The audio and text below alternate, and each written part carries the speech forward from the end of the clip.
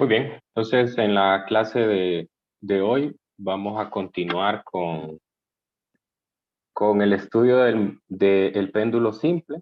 Vamos a realizar un problema que tiene pues un nivel de dificultad, podríamos considerarlo avanzado. Entonces es un problema pues que tiene una componente de repaso, así que creo que va a ser interesante que lo revisemos. Ok, eso va a ser en la primera parte de la clase. En la segunda parte vamos a hacer la deducción de el último sistema que realiza movimiento armónico simple que vamos a estudiar, que es el péndulo físico. Muy bien, entonces voy a compartir pantalla para que empecemos con la solución del problema.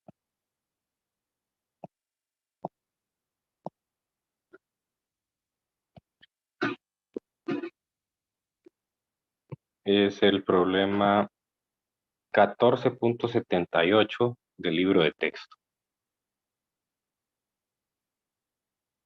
Okay. Antes de pensar con la solución,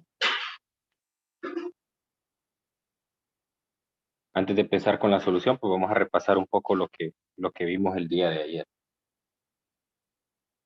Ok, bueno, ayer probamos que el péndulo simple es un sistema que cumple con la ecuación de movimiento armónico simple, es decir, que la segunda derivada del desplazamiento, en este caso el desplazamiento angular, es directamente proporcional a el desplazamiento.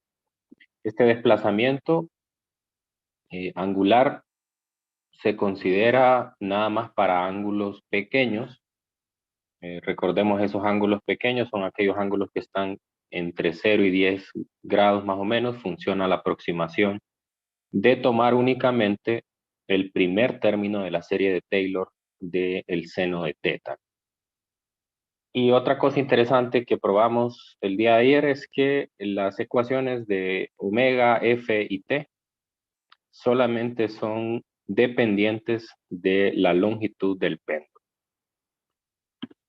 Entonces, bien, en este problema tenemos una situación que vamos a aproximarla a un péndulo simple.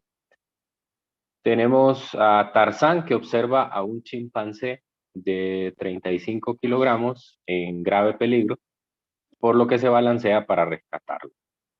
Se agarra de su fuerte pero muy ligera liana, la que por primera vez se detendrá 4 segundos después de comenzar su balanceo, y en ese momento su liana forma un ángulo de 12 grados con la vertical. Y me pregunta que qué longitud tiene la liana de Tarzán, suponiendo que se balancea del extremo inferior de la misma. Okay, entonces, pues básicamente lo que vamos a hacer aquí es aproximar la situación a un péndulo simple. Consideremos la vertical. La liana pues vendría a ser la cuerda del péndulo simple, una cuerda muy larga, y pues vamos a tener aquí un ángulo teta, que sería el desplazamiento angular. Ok, entonces aquí en el extremo inferior pues tendríamos a Tarzán, y entonces esto representaría un péndulo simple con una masa igual a la masa de Tarzán, con una longitud del péndulo asociada con ese periodo que nos están dando. Entonces, ¿qué datos puedo extraer a partir del enunciado? El primer dato que puedo observar es el teta máximo. Teta máximo, 12 grados, ¿no?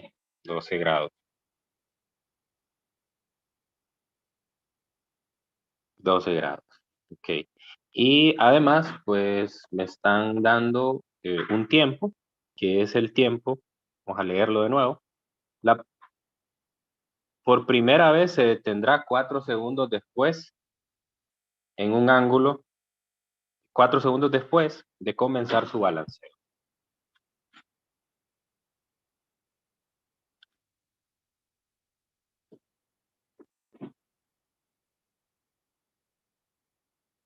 Ok, entonces precisamente lo que me está dando es el tiempo en el cual nuevamente Tarzán en el otro extremo va a estar momentáneamente en reposo. Entonces eso sabemos que es la mitad de la oscilación, por lo tanto ese tiempo representa la mitad del periodo, 4 segundos.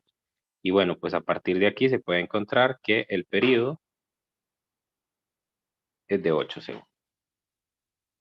Además me dan la masa del chimpancé, que es de 35 kilogramos. Por ahora, al menos en el primer inciso, no necesito esa masa. El primer inciso es calcule la longitud de la liana. Entonces, básicamente, lo que me están pidiendo es la longitud del péndulo.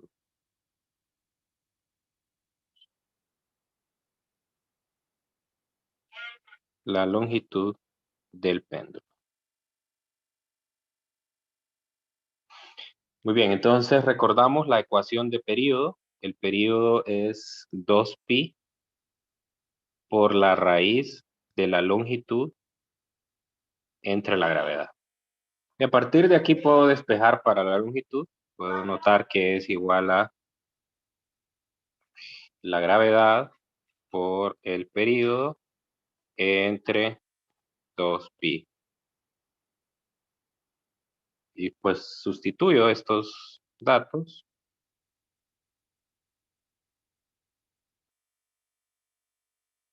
8 segundos el período entre 2pi al cuadrado. Y eso a mí me da 15.9. A ver si me confirman. 15.9 metros.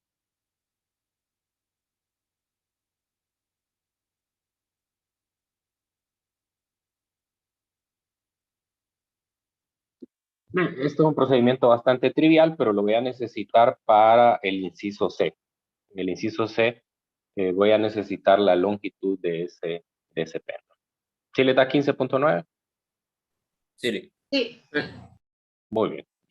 Entonces, ahora en el inciso B y el C son interesantes porque me viene a hacer una comparación entre dos situaciones. O sea, me viene a comparar si una cantidad, o dos cantidades en este caso, son constantes bajo dos circunstancias diferentes. Entonces, veamos, el inciso B me dice, ¿cuáles son la frecuencia y la amplitud en grados de la oscilación de Tarzán? Ojo, cuidado con eso. Oscilación de Tarzán. O sea, es decir, él antes de coger al chimpancé, completa, digamos, un par de oscilaciones, ¿verdad? De manera que vaya eh, agarrando impulso. Entonces, por lo tanto, el primer péndulo, hay un primer péndulo simple, está compuesto nada más por la masa, por la liana y la masa de Tarzán, ¿no? Entonces, en este caso, lo que busco es frecuencia y amplitud. Frecuencia y amplitud. Entonces, este inciso, pues, también es bastante trivial porque si yo ya tengo la longitud, perdón, si ya tengo el periodo, la frecuencia, pues, es muy fácil de encontrar. La frecuencia es el recíproco del periodo y es igual a 1 sobre 8 segundos, lo que es igual a 0.125 segundos, ¿no? Y en el caso de la amplitud, pues también, como ya nos dan el dato a partir del cual Tarzán coge la liana, pues, en ese momento su liana forma un ángulo de 12 grados con la vertical. Entonces, pues ya nos están dando cuál es la amplitud, que nosotros lo representamos como θ máximo, 12 grados. Ok, entonces ahí Lick, no hay problema. no Dígame. serían hertz ahí. En la frecuencia La serían frecuencia. hertz. Sí. Correcto, correcto. Gracias. Es cierto. Sí, son hertz. Ok. Muy bien. Entonces, hasta ahí estamos muy bien. Solo se trata de sustituir datos sin mayor cosa. Pero ahora, como les digo, el inciso B y el C comparan dos situaciones diferentes. Entonces, en el inciso C me dice, cuando pasa por el punto más bajo de su oscilación, Tarzán agarra el chimpancé desde el suelo y lo salva de las fauces del peligro. Si la masa de Tarzán es de 65 kilogramos, encuentre la frecuencia y la amplitud en grados de la oscilación con Tarzán cargando al agradecido chimpancé. Entonces, ahora lo que voy a tener es justamente, voy a ver si logro representar esto bien, voy a tener una situación 1 y una situación 2. La 1, no voy a dibujar esto porque pues, tampoco es el objetivo hacer dibujos tan bonitos, sí. Pero en la 1, digamos que tenemos una masa aquí, que es la masa del chimpancé. Y exactamente llegando a ese punto, tenemos otra masa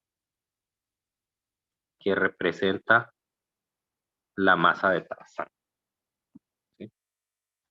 Luego, entonces, en esa situación 1, antes de allí, yo puedo considerar, puedo hacer una aproximación. Puedo considerar que en ese punto, Tarzán está en su posición de equilibrio. Entonces, va a estar con la máxima velocidad traslacional. Va a tener la máxima velocidad traslacional. ¿Ok? Y en ese momento, se da una colisión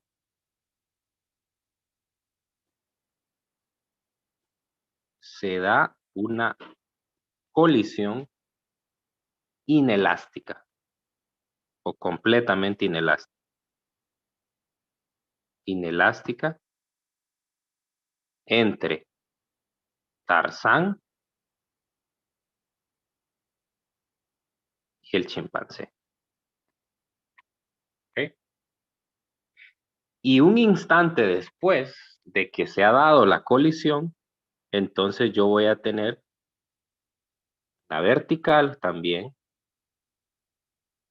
voy a tener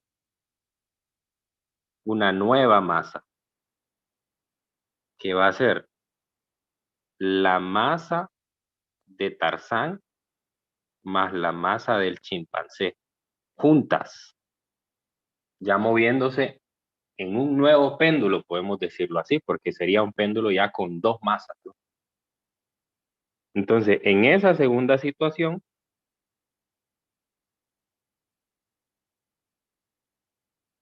tengo a Tarzán y el chimpancé, Tarzán y el chimpancé,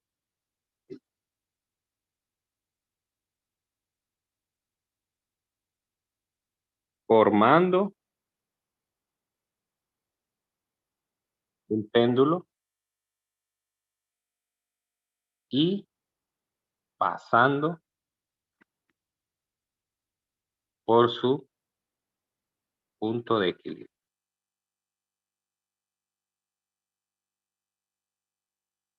Entonces, a esta velocidad máxima, primera, le vamos a llamar la número 1, y a esta otra, que van a tener ahora los dos, le voy a llamar velocidad máxima 2. Ojo con eso.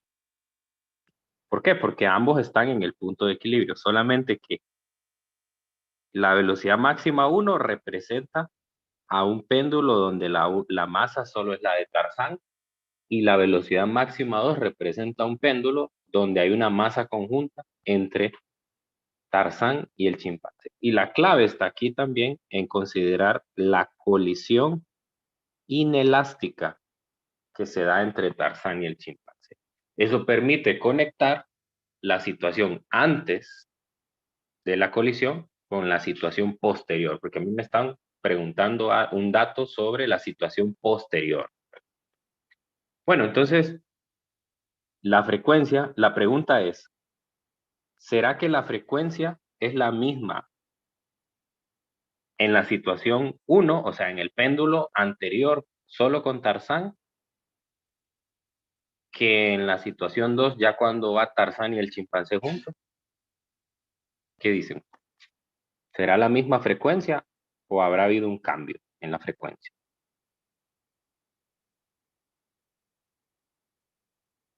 Un cambio. ¿Hay un cambio en la frecuencia? Veamos las ecuaciones anteriores y consideremos si hay un cambio en la frecuencia.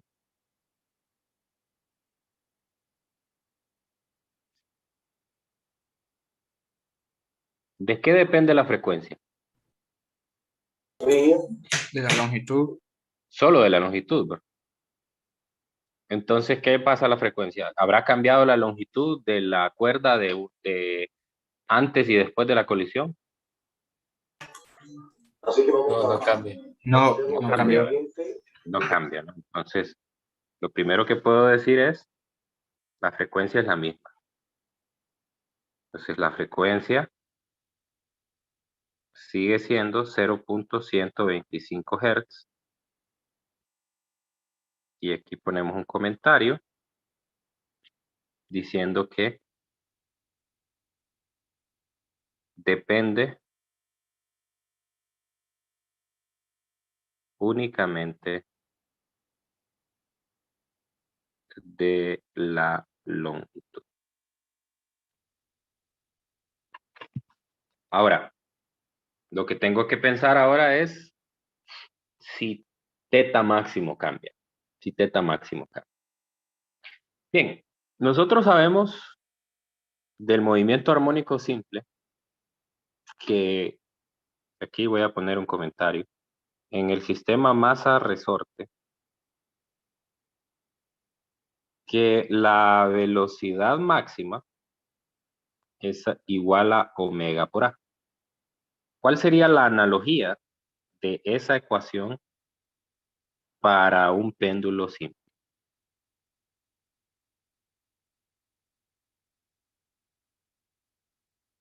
La velocidad máxima, aquí recordar que hay dos tipos de velocidades. Está la velocidad angular y está la velocidad traslacional o tangencial, ¿no? Entonces, la velocidad traslacional máxima vendría a ser omega siempre, pero multiplicado por omega multiplicado por una amplitud, pero en términos de quién mido la amplitud, en términos del ángulo, entonces sería teta máxima. Esa sería la expresión para la rapidez máxima en el péndulo simple. Bueno, entonces, pero nosotros aprendimos en el curso anterior que hay una ecuación también que me relaciona a las dos velocidades, que la velocidad traslacional es el producto de el radio por la velocidad angular. Normalmente a la velocidad angular en física 100 la denotábamos con una letra griega omega, pero aquí no lo vamos a hacer con omega para no confundirlo con el omega de la frecuencia angular, ¿no?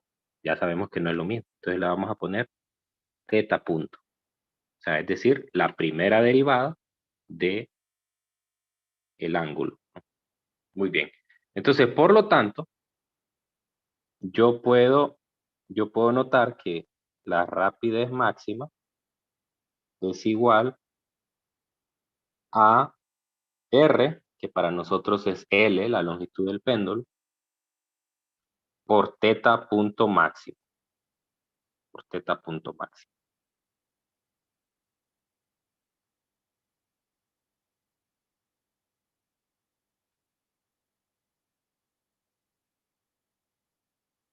A ver.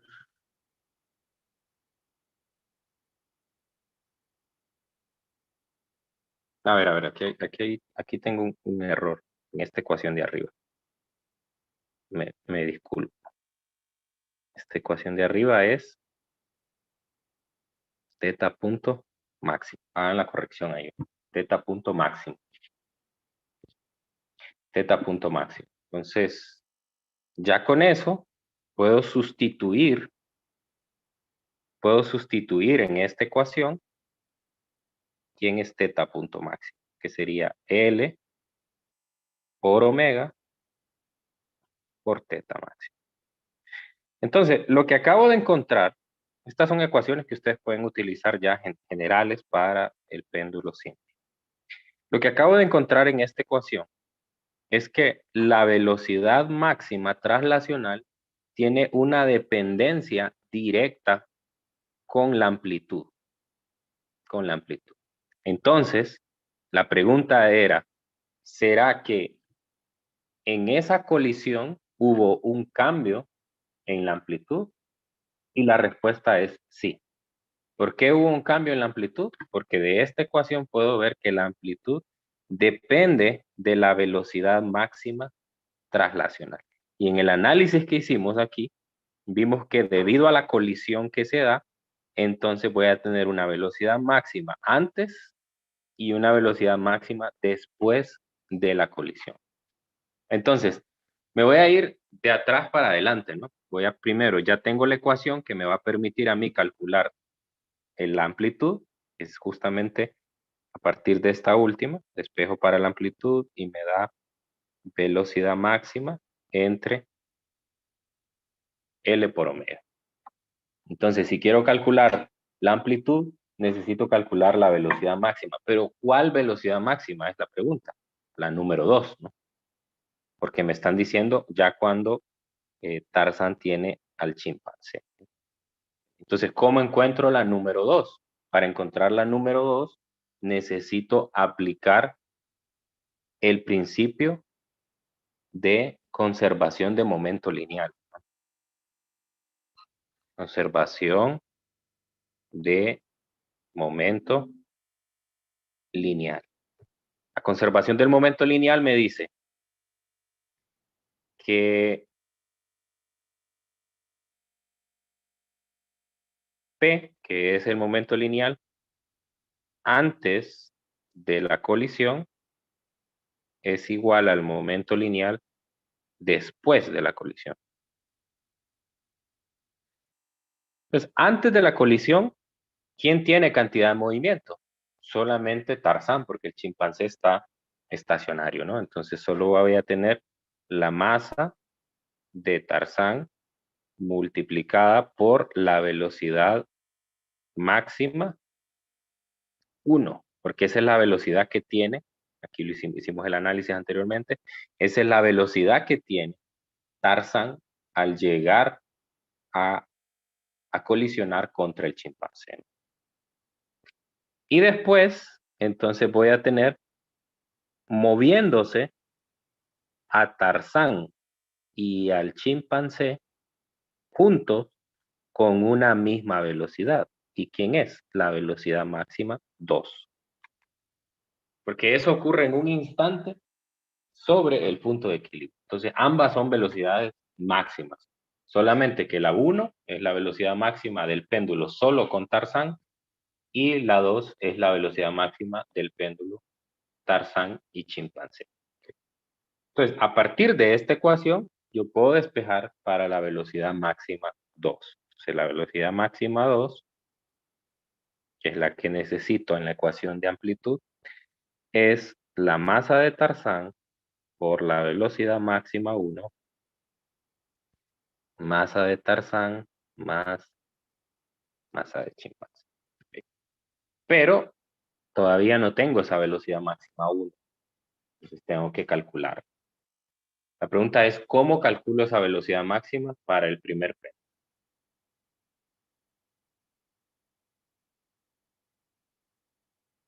Pues tengo dos formas de hacerlo y quiero que la solución del problema sea lo más completa posible. Entonces les voy a mostrar las dos formas de calcular. La primera es muy fácil, ya la tengo escrita aquí arriba. Esa es la ecuación que tengo encerrada ahí. Que la velocidad máxima es L por omega por el teta máximo. Entonces, pues, es muy sencillo.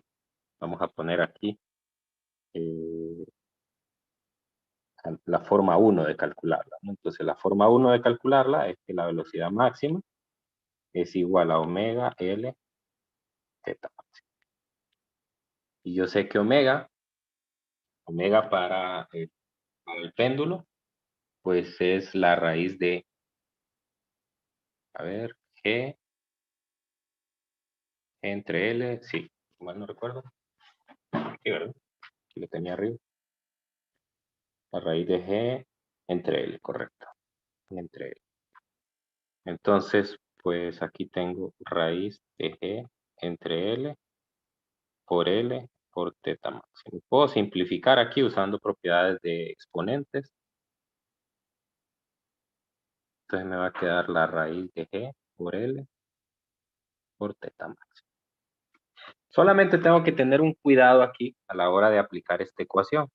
Si se fijan, me aparece teta máximo, pero no puedo escribir teta máximo en grados. Tengo que pasarlo a radianes. Tengo que pasarlo a radianes. Aquí voy a tener 9.8 metros por segundo cuadrado por L, que me dio 15.9 en el inciso A,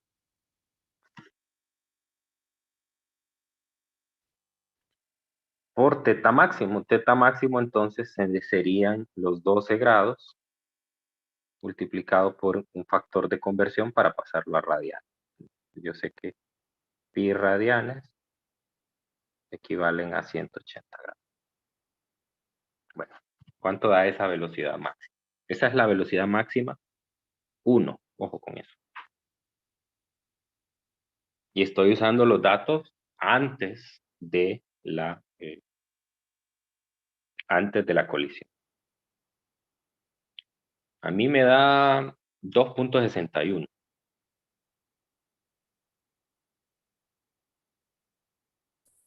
También a mí.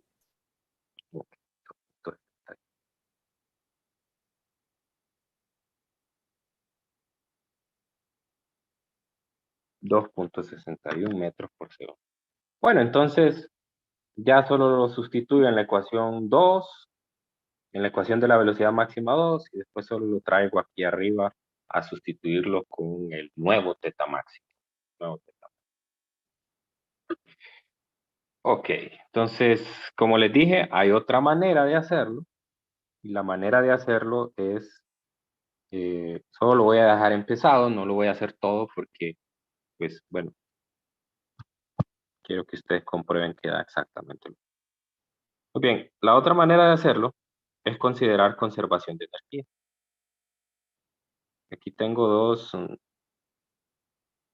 dos posiciones para el péndulo. Voy a considerar esta la posición 1 y esta la posición 2. Entonces, puedo definir un triángulo acá, un triángulo rectángulo. En ese triángulo rectángulo, pues, este ángulo de acá, pues es el teta máximo, ¿no? Entonces, y este lado del triángulo, pues sería la longitud del péndulo. Entonces, por lo tanto, este lado adyacente del triángulo sería L por el coseno de teta máximo. Y vamos a llamar, es decir, eso representa esta longitud. Y vamos a llamar a esta otra longitud que hace falta para llegar a la parte de abajo, la vamos a llamar H, que es la altura que hay desde el punto 2 hasta el punto. Y sabemos además que todo esto es L. Por lo tanto, de esa ecuación se puede notar que H, que es la diferencia de altura que hay entre la amplitud y el punto de equilibrio, pues va a ser igual a L menos L por el coseno de teta máxima. Y entonces, como les decía, ahora aplico el principio de conservación de energía. Conservación de energía me dice que la energía mecánica en el punto 1 debe ser igual a la energía mecánica en el punto 2. En el punto 1 lo que tengo es energía potencial gravitacional. Sería mgh. Y en el punto 2 lo que tengo es energía potencial, una energía cinética. Pero ¿quién sería esa energía cinética? Si está pasando por el punto 2, es la máxima, ¿no? Y esa sería la 1. Entonces, ya con eso usted sustituye el H que encontramos en la parte anterior en términos de L y pues va a encontrar exactamente la misma velocidad. Entonces, es una forma alternativa también de encontrar la velocidad máxima en G. Bueno, entonces vamos a sustituir la velocidad máxima 2, entonces es la velocidad máxima 2 será la masa de Tarzán, 65 kilogramos por 2.61 metros por segundo, entre 65 kilogramos más la masa del chimpancé, que son 35 kilogramos, y eso me da pues, la velocidad máxima 2. Yo obtengo 1.69 metros por segundo. ¿Me confirman?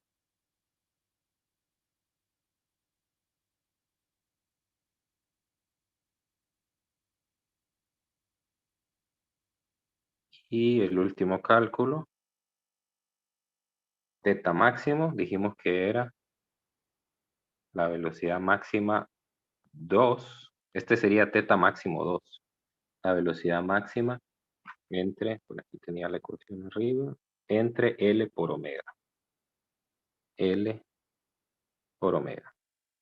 Sustituyo quién es omega. Omega es la raíz de G entre L.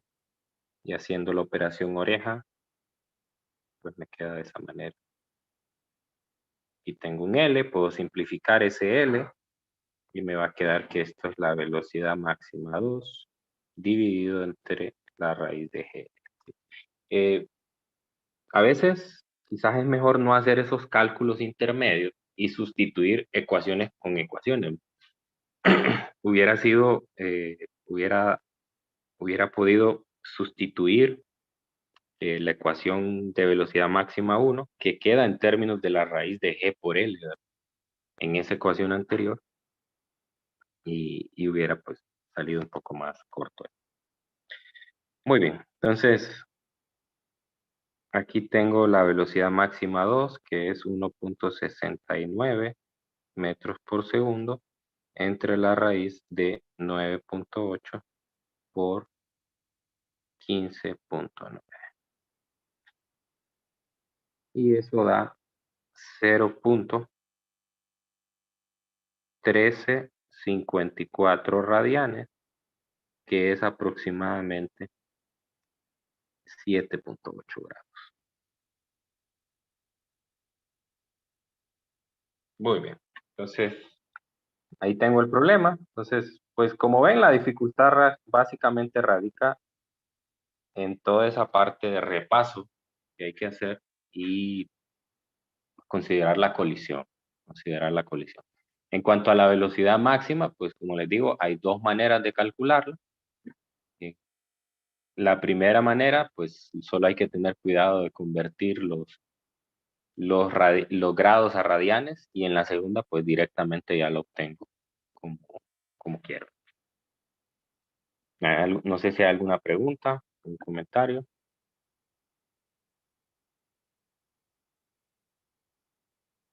Lick, solo en el inciso A, porque el periodo es 8 segundos. ¿Por qué es 8 segundos? Sí. Bien, El enunciado dice, voy a leer el enunciado, se agarra de su fuerte pero muy ligera liana, la que por primera vez se detendrá 4.0 segundos después de comenzar su balanceo. O sea, es decir, después de que evidentemente que él tomó la liana en el punto de desplazamiento máximo, en la amplitud, ¿verdad? Y en ese momento, pues, se puede considerar que está en reposo. Y luego, cuando se vuelve a detener otra vez, entonces está en el extremo opuesto. Eso es ir desde la mitad, desde el negativo de la amplitud hasta el positivo de la amplitud. Eso es la mitad de una oscilación. Eso es la mitad de una oscilación. Entonces, por eso es que, y recuerde que el tiempo de una oscilación es el periodo. Por eso es que el periodo es 8, es el doble. ¿Sí me voy a Gracias, entender? profesor. Sí, sí, le- Ok.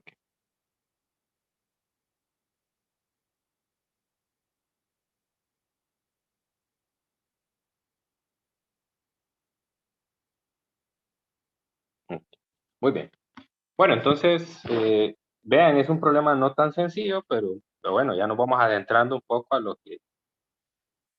lo que nos vamos a topar, ¿no? No todos los problemas son de mera sustitución, en algunos pues hay que hacer un razonamiento un poco más avanzado. Bueno, entonces, ahora vamos a ver el segundo tipo de péndulo, por lo menos vamos a hacer la deducción de la ecuación de movimiento, y mañana pues vamos a poner algún ejemplo. Es el péndulo físico. Ok. Si tuviera que definir el péndulo simple, el péndulo físico, diría que es cualquier objeto que está oscilando alrededor de un pivote. Agarre su celular y tómelo con sus dedos desde una de las esquinas y desplácelo hacia un lado y va a ver que va a realizar algunas oscilaciones. Agarre una regla, agarre una calculadora y entonces pues se va a dar cuenta que eso efectivamente es un movimiento periódico. Ahora, la característica entonces que tiene es que cualquier sólido rígido, entonces voy a poner una forma geométrica aquí, cualquiera, es considerado un péndulo físico. Y además, quiero mencionar además que un péndulo físico puede estar compuesto por varios componentes. Digamos, podría ser una barra y en la parte inferior de la barra está unida quizás un disco o una esfera, por ejemplo. Entonces, aquí solo estoy poniendo una por simplicidad, ¿verdad? Pero realmente pueden haber más de un componente.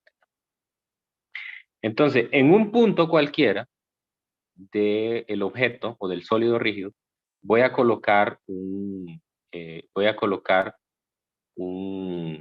pivote, ¿no? La única restricción que tengo que poner es que ese pivote no esté sobre el centro de gravedad o el centro de masa del objeto. Entonces, debe de haber una distancia entre el centro de masa y el pivote. Esa distancia la voy a llamar D minúscula. D minúscula.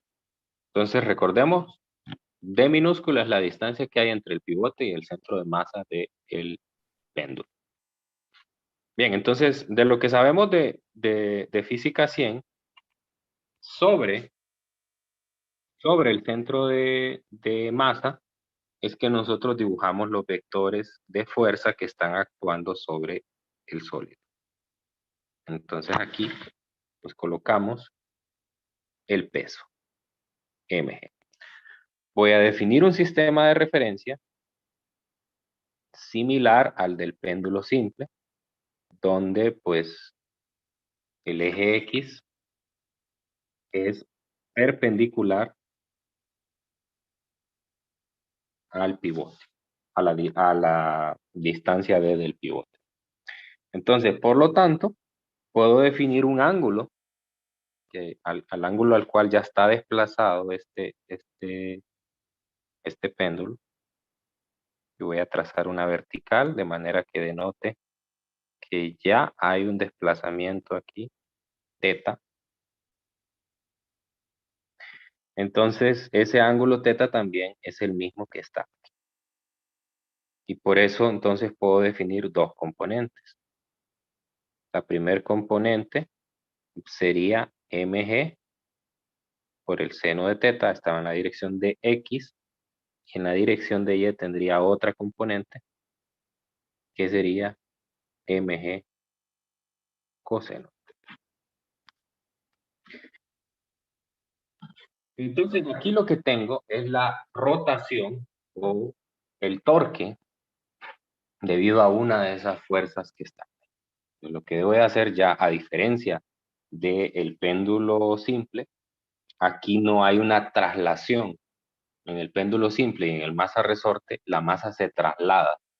Aquí lo que tengo es todo el sólido rígido rota gracias a la presencia de la fuerza, que en este caso es el peso, y a la distancia. Recuerde que el torque, que voy a poner la definición, bueno, está la definición general, ¿verdad? Que es un producto cruz entre una fuerza, perdón, entre un vector R y una fuerza, ¿no? Sí.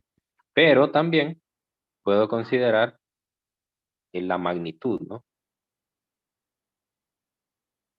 De ese torque, ¿no? Entonces está compuesto por tres cosas. Una es el signo. Entonces nosotros ya hemos definido una convención de signo para poder decir cuándo el torque es horario y cuándo es antihorario.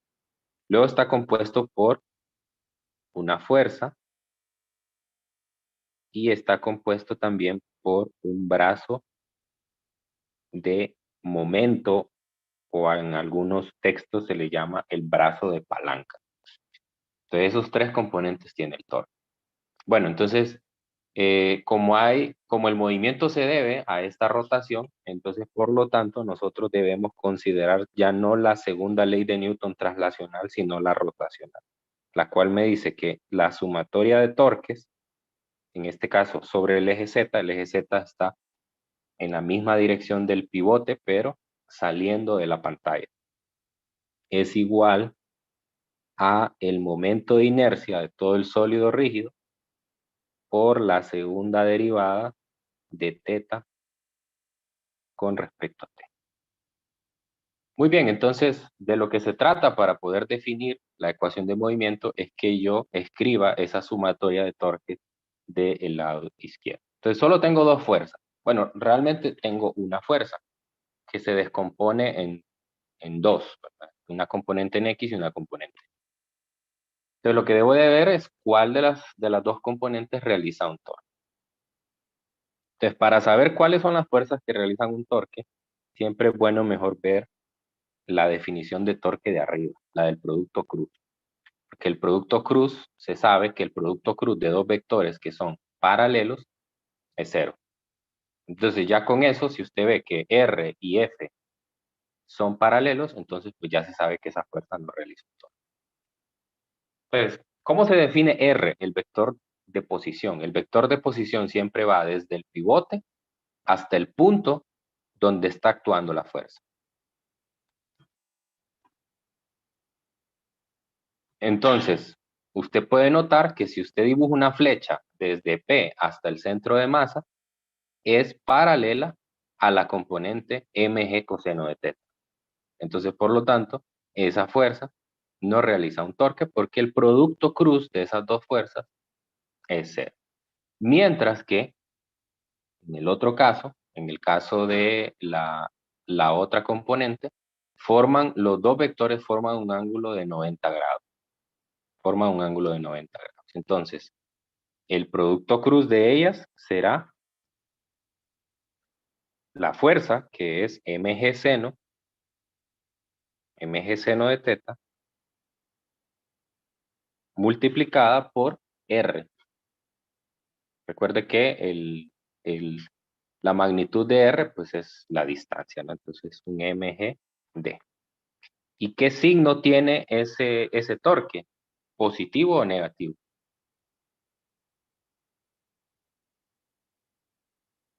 Es un torque horario. Los torques horarios, ¿qué signo tienen? ¿O qué convención de signo hemos usado para ello?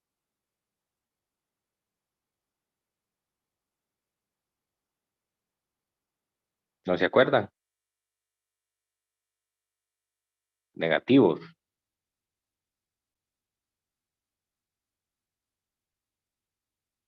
Muy bien, entonces ya tengo la ecuación de movimiento.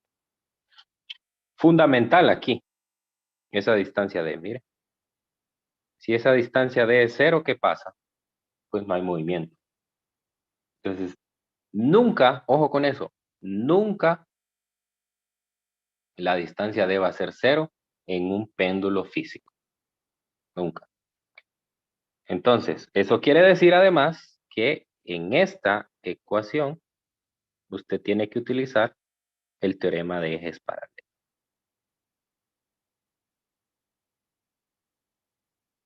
¿Por qué? Porque el eje que está pasando por el centro de masa no es el mismo eje que está pasando por el pivote. Entonces tiene que utilizar el teorema de ejes paralelos necesariamente para este tipo de problemas. Bueno, entonces despejo la ecuación. La segunda derivada de teta con respecto a t me va a quedar menos mgd entre i por el seno de teta. Otra vez estoy frente al mismo problema del péndulo simple, en el cual me aparece el seno de teta, ¿no? Pero nosotros vamos a considerar que el seno de teta es aproximadamente teta, es decir, tomar nada más el primer término de la serie de Taylor, el cual se cumple cuando los ángulos son pequeños. Entonces, por lo tanto, me va a quedar aquí nada más menos mgd entre i por teta, ¿no? Entonces, eso me lleva a que esta cantidad que está multiplicando el desplazamiento por la definición del movimiento armónico simple es omega cuadrado. Entonces escribo las ecuaciones. Primero, omega. Omega va a ser la raíz de mgd. Estoy haciendo el mismo trabajo que hice para el péndulo simple. Y el período, recordar que es 2pi entre omega. Entonces voy a tener aquí 2pi por la raíz del momento de inercia mgd. Y están las ecuaciones que me describen a un péndulo físico. Como les dije anteriormente, ese péndulo físico no siempre va a ser un solo objeto. No siempre va a ser un solo objeto. Muchas veces realmente son varios objetos unidos. Entonces, les voy a mostrar aquí ejemplos en el libro de texto de algunos problemas que son péndulos físicos.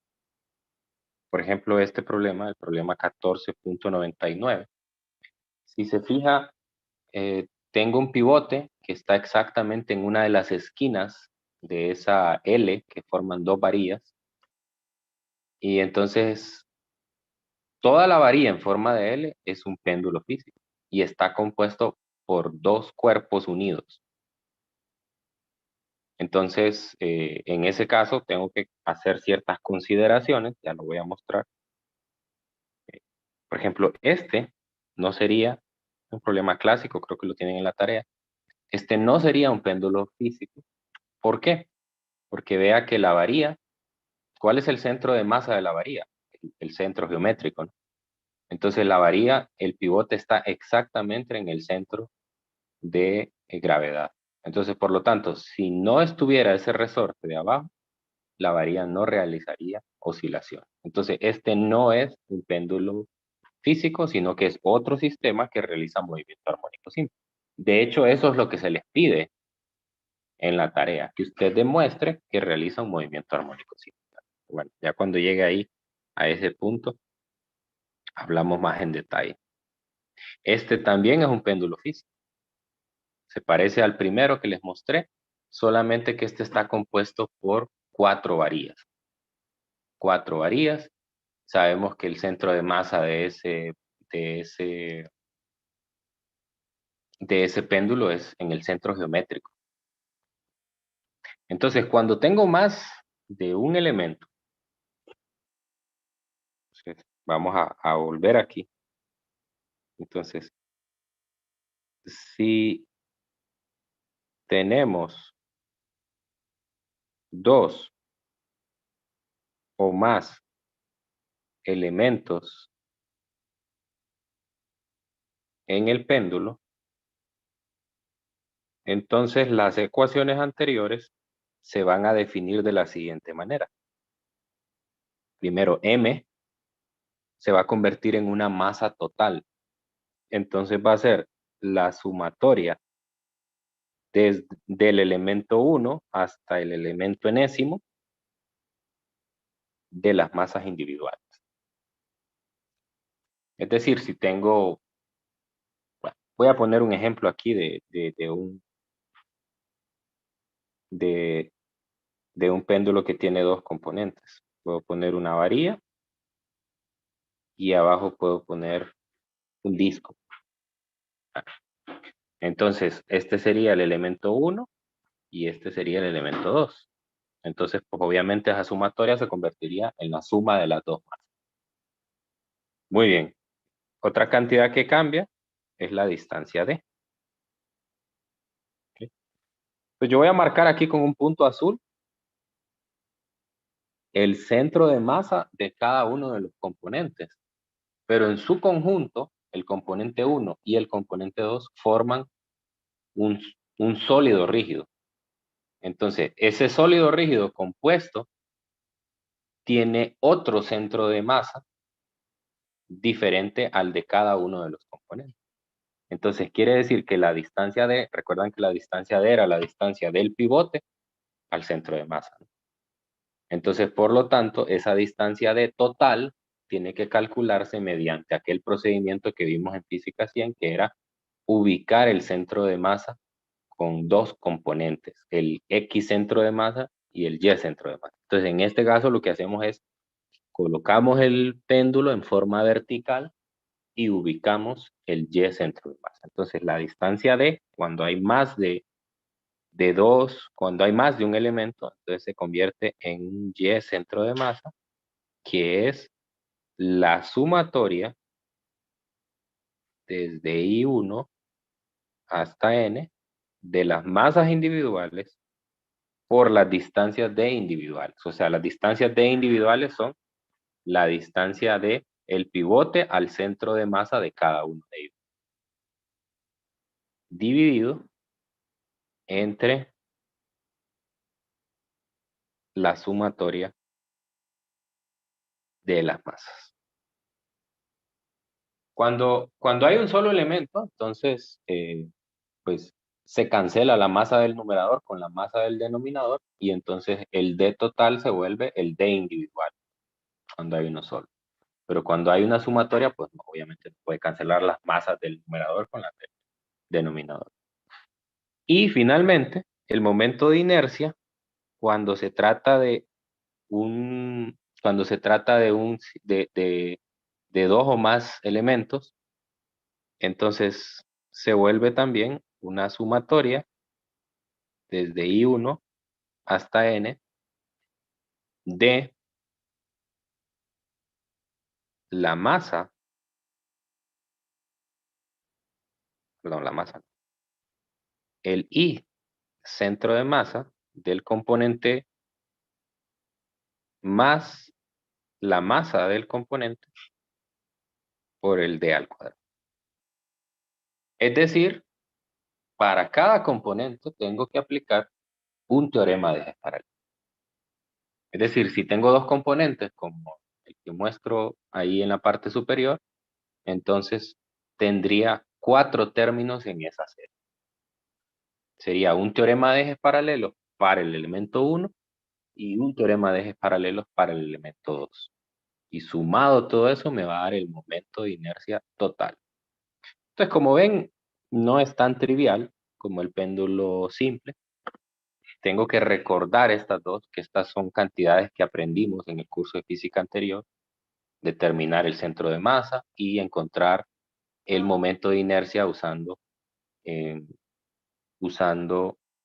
teorema de ejes paralelos. Les aseguro que todos los elementos que vamos a usar en péndulos son elementos geométricos conocidos.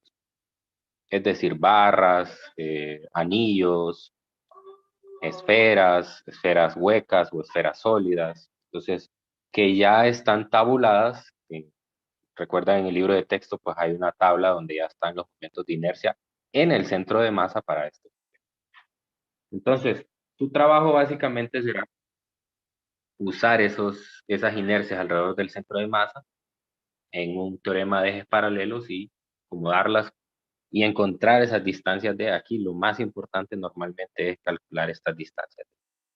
Eso es lo más difícil a veces, saber identificar y no perderse. Pero mañana vamos a hacer un problema con todos los pasos para encontrarlo con 2 elementos. Esa es la idea de la clase. Bien, no sé si hay alguna pregunta. Tenemos un minuto antes de cerrar la clase. No sé si hay alguna pregunta rápida. Si no, pues seguimos mañana.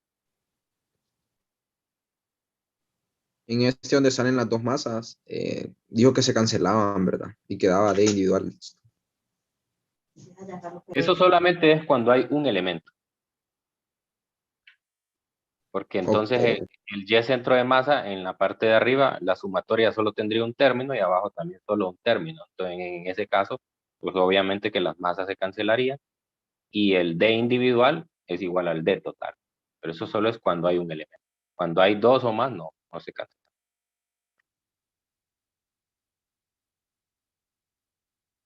Bueno, entonces nos quedamos aquí. Nos vemos el día de mañana. Que tengan un feliz día y buen provecho. Feliz día, Lick.